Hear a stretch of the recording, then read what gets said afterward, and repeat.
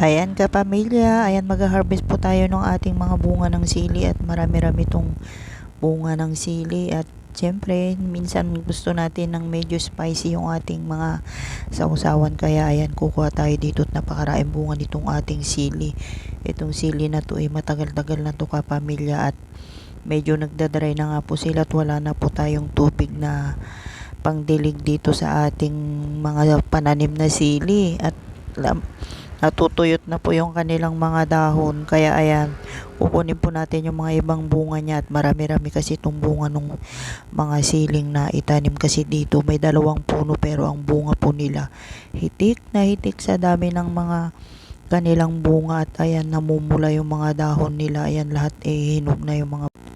Good morning kapamilya, pasensya na po sa boses natin at medyo inuubo tayo pero by the way harvest po tayo ng ating mga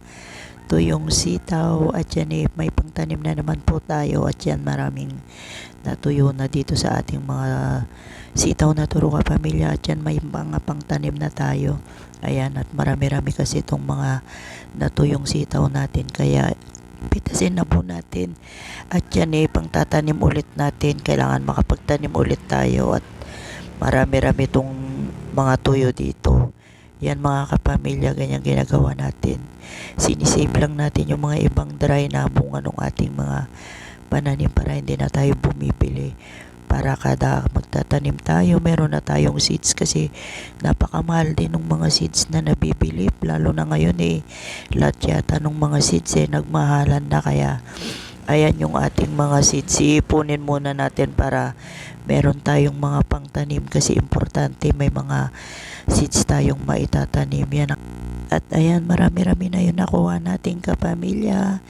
at yan at importante talaga pag may mga ganito tayong pananim.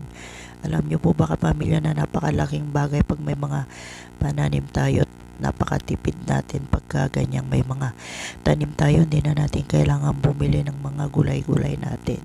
Kaya ayan, hello kapamilya, kamusta po? Kuha muna tayo ng bulaklak ng kalabasa at ito may pang-ulam na tayo at ito naman fresh pa dito sa ating garden kaya kunin na natin tong bulaklak ng ating kalabasa, haluan natin to ng mga iba pang gulay para hindi na tayo bumili ng ating